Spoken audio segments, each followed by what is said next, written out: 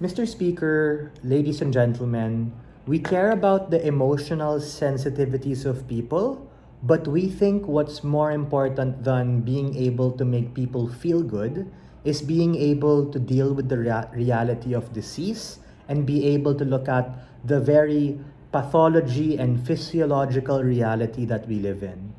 We understand that in a perfect world, we won't be mean and we'll be able to tell everyone, yeah, good job, it's awesome, it's great. But the reality of the situation is that the very things that make people different in their capacity to fight is precisely what allows us to be able to unify under this battlefield metaphor to be able to fight the good fight. Meaning, it doesn't super matter if you have a higher or lower threshold. It doesn't matter if you have stage 1, stage 4 cancer. The commonality and tipping point in this debate is about how can we really push to be able to have a chance to be able to marginally do better with this particular disease. A lot of what the previous speaker said is true, meaning that people take things differently, everything's different, yada, yada, yada. But what we're saying, which my partner talked about, is that what collectivizes individuals through this banner of the battlefield metaphor allows people to be able to, in terms of the majority, be able to fight a better fight and feel better. We recognize that in terms of euthanasia, that might be like a legitimate choice people can do, but we don't think that people should do so. So in parallel with the battlefield soldier metaphor, it's not like on our side we're saying, hey, you're losing, you should kill yourself. The same way that we should allow people who are terminally ill to take their own life. We recognize and we have to understand that the winning and losing is often again seen in a very fucking nuanced manner. It's not like we just tell soldiers in the battlefield, oh, you're losing, you failed, you're an enemy of the state. The same way we don't tell people who are who've lost to cancer, oh, you're an absolute loser, you are less than those who have won. But we think even if that were the case, this is us being very charitable and taking a very hardline stance, we're allowed to be able to unlock certain inferences. So for instance, if we rightfully call out someone who gets stage 4 stomach cancer because they did nothing but eat fast food for 30 fucking years, or lived a very sedentary lifestyle, or didn't take the medicines on time, didn't do things like have an annual checkup and just chose to eat a lot of food filled with visceral fats. Is that their fault? Absolutely. Could they have done something better? For sure. Does that mean that they might be rolling in the grave regretting it? Probably. So, if we're able to unlock those nuances to be able to call things out from a physiological and pathological perspective, we're able to unlock certain insights about how to deal with these diseases. For instance, during the COVID pandemic, wherein if you went outside without being vaccinated or without wearing a mask and you got it and you unfortunately got terminally ill and died, should people to some extent be shamed? Yeah, bro, because you're putting yourself, your family, and other people at a point of unnecessary risk. What is my extension?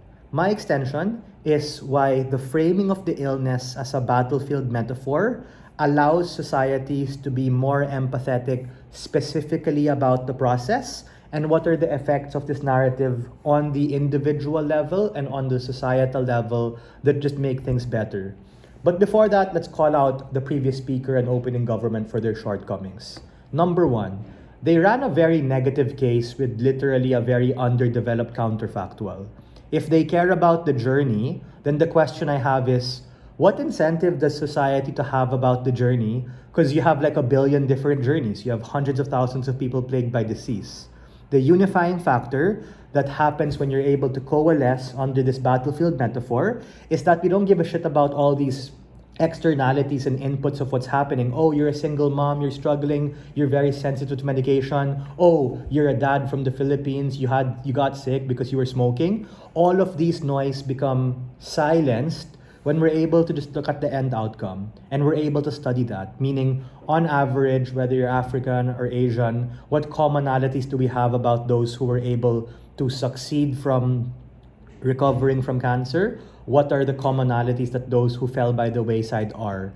As a consequence, you're able to use those externalities of those who lived and those who died as a means to be able to benefit the quality of lives of those living now. And for the reasons my partner said, those marginal inferences are what you get when you're able to coalesce together and you're able to see that it doesn't matter why you got it, how you got it, who you are, how you're likely to react, but looking at the end goal of, were you able to overcome this illness? Did you not overcome it?